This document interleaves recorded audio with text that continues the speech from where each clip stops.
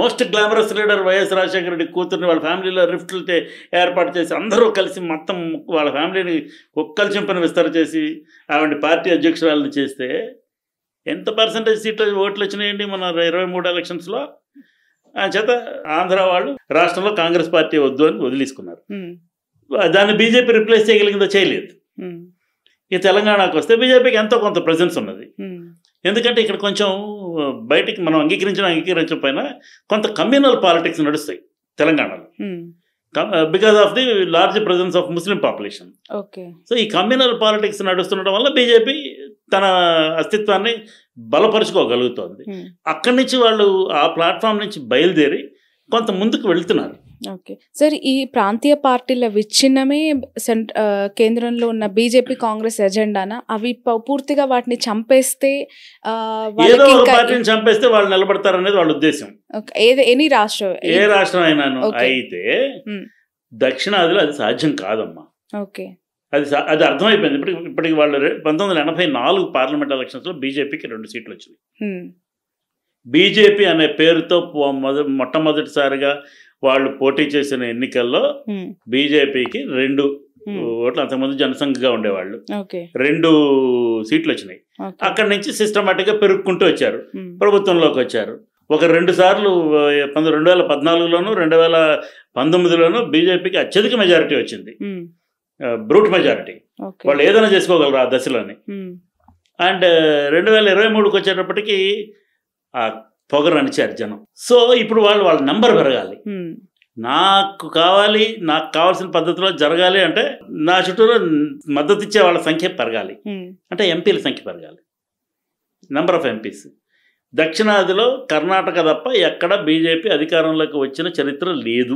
Next తమిళనాడుకి scope లేదండి, తమిళనాడులో అవకాశమే లేదు. బీజేపీ ఏమిటవుతుంది, చాలా తీవ్రమైన ప్రయత్నాలు చేస్తున్నారు. విజయ్ రూపంలో, అన్నామలై రూపంలో. అన్నామలై అనే ఆయన నాన్ ఎంటిటీ అయిపోయింది, ఇప్పుడు తీసేయండి. విజయ్ ఒకవేళ బీజేపీతో అలైన్ అయితే విజయ్కి అంత పాపులారిటీ వస్తే, మైండ్ యూ ఉన్న చీఫ్ మినిస్టర్ అన్పాపులర్ కాడు, ఎవరు, స్టాలిన్. సో ఆయన మొదటిసారి చీఫ్ మినిస్టర్. ఆయన కుటుంబంలో వాళ్ళ నాన్నగారు అనేక సంవత్సరాలు, అనేక దశాబ్దాలు ముఖ్యమంత్రి ఉద్యోగం చేసిన ఇతను మొదటిసారి చీఫ్ మినిస్టర్. అండ్ ఆ ఓల్డ్ టైమ్ పొలిటీషియన్స్లో తమిళనాడులో కరుణానిధి పోయారు, జయలలిత పోయారు.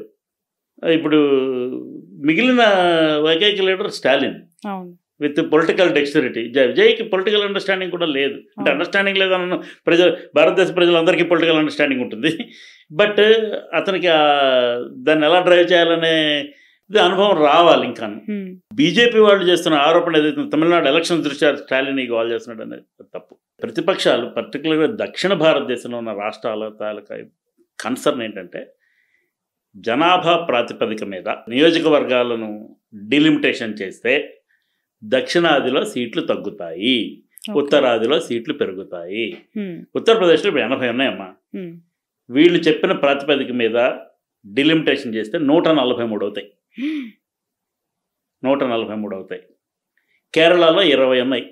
తమిళనాడులోను కేరళలోను కలిపి తమిళనాడుకు ఇప్పుడున్న 39 58 అవుతాయి, 19 సీట్లు పెరుగుతాయి. తెలంగాణకు కొన్ని సీట్లు పెరుగుతాయి, ఆంధ్రాకి కొన్ని సీట్లు పెరుగుతాయి.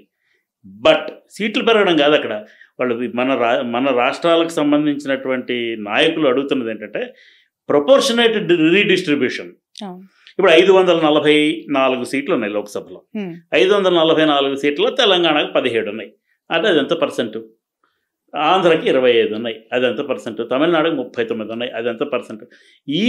కేరళకి 20 ఉన్నాయి, అది ఎంత పర్సెంట్? కర్ణాటకకి 29 ఉన్నాయి. ఈ పర్సంటేజ్ బేసిస్లో డిస్ట్రిబ్యూషన్ చేయమంటున్నారు. పర్సంటేజ్ బేసిస్లో డిస్ట్రిబ్యూషన్ చేస్తే నష్టం జరగదు. నెంబర్ ఆఫ్ సీట్లు పెరగటం తగ్గటం అనేది ఒక చిన్న ప్రాతిపదిక మాత్రమే. అమిత్ షా గారేమో నెంబర్ ఆఫ్ సీట్లు తగ్గవు అంటే 17 ఉంటాయి, తెలంగాణలో 17 ఉంటాయి, అక్కడ 143 ఉంటాయా? 80 143 అవుతాయి. బీహార్ ఎంత అవుతాయి? మీకు నా దగ్గర ఒక రీసెర్చ్ డాక్యుమెంట్ అన్నది దానికి సంబంధించి. వీళ్ళు అందుకే ఈ స్థాయిలో ఈ అజిటేషన్ కూడా జరుగుతున్నది. ఇప్పుడు జగన్మోహన్ రెడ్డి గారు ప్రతి సౌత్ ఇండియన్ politician కూడా should react on this. yes. Tamil Nadu 39 58 అవుతుందమ్మా. వీటికి ప్రాతిపదిక ఏంటంటే అసలు మనకి ఇప్పుడు నియోజకవర్గాల తాలూకా విభజన ఎప్పుడు జరిగింది, ఏ ప్రాతిపదిక మీద జరిగింది? 1971 పాపులేషన్ బేసిస్లో జరిగింది. 71లో నేను పుట్టా, ఇక్కడ ఎవరు ఇంక మిగతా వాళ్ళు ఎవరు పుట్టుంటారు. ఓకే, 71లో నేను జనాభా లెక్కల్లో ఉన్నాను. I was 2 years old. Okay, ఆ తర్వాత మళ్ళీ పాపులేషన్ సెన్సస్ బేసిస్ మీద కాన్స్టిట్యుయెన్సీస్ రీఆర్గనైజేషన్ జరగలేదు. 71లో జనాభా లెక్కలు తీశారు, 81లో తీశారు, 91లో తీశారు, 2001లో తీశారు, 2011లో తీశారు. 2011 తర్వాత మళ్ళీ 10 ఏళ్ళకి జనాభా లెక్కల సేకరణ జరగాలి. మీరు ఇక్కడ ఒక ఆసక్తికరమైన అంశం గమనించాలి. 2011లో జరిగిన తర్వాత 2021లో కదా జరగాల్సింది. ఎందుకు జరగలేదు? కోవిడ్ వల్ల జరగలేదు. అండర్స్టాండబుల్. కోవిడ్ ఒకటే కారణం అయితే 2022కి పోయిందిగా. 2022కి పోయి 2022 జనవరి ఫిబ్రవరి కాలానికి ఒమిక్రాన్ కూడా పోయింది. ఆ తర్వాత కోవిడ్ ప్రస్తావన లేదు. 3-4 ఏళ్ళు అవుతా ఉంది. 22 ఆగస్టు నుంచో అప్పటి నుంచో మొదలుపెట్టి జనాభా లెక్కలు తీసి ఉండొచ్చుగా. వీళ్ళు తీరు. ఎందుకంటే వీళ్ళు ఆ national citizens register NCR, national population registry NPR, citizenship amendment act పెట్టారు కదా. సో తప్పకుండా దానికి అనుగుణంగా దాంట్లో మా భారతదేశంలో బయటలో కాకుండా బయట పుట్టిన వేరే మతస్థులు ఉన్న వాళ్ళని దీంట్లో లెక్కేయం, ఇలాంటివో అదో పెద్ద కాంట్రవర్సీ అయింది. ఇంకా నడుస్తుంది, అదేం చచ్చిపోలేదు. సో దాన్ని తీసుకురావాలంటే జనాభా లెక్కలు తీయాలి. జనాభా లెక్కలు తీయాలంటే దాన్ని చట్టం చేయాలి. చట్టం చేశారు, దాన్ని ఇంప్లిమెంట్ చేయాలి. చేస్తే అన్రెస్ట్ వస్తుంది.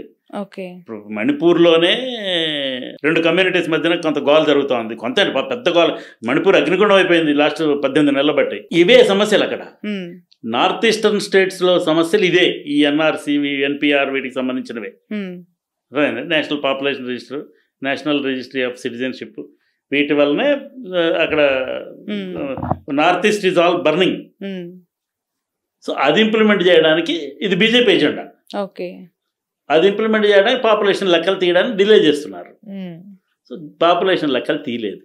ఇప్పుడు కాన్స్టిట్యూషనల్గా వాళ్ళు పార్లమెంటులో అంగీకరించినటువంటి ఒక రూల్, ఒక చట్టం ప్రకారం 2026 వరకు డెలిమిటేషన్ చేయొద్దు అని డిసైడ్ చేశారు. 2026 వరకు.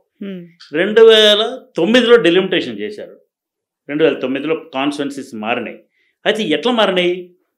పాపులేషన్ బేసిస్లో కాన్స్టిట్యుయెన్సీస్ రీఆర్గనైజ్ చేయలేదు. పాపులేషన్ ఇక్కడ ఎక్కువ ఉంది కాబట్టి ఇక్కడ అట్లా చేయాల. 544 సీట్లే ఉన్నాయి పార్లమెంట్లో, అవి పెరగలేదు.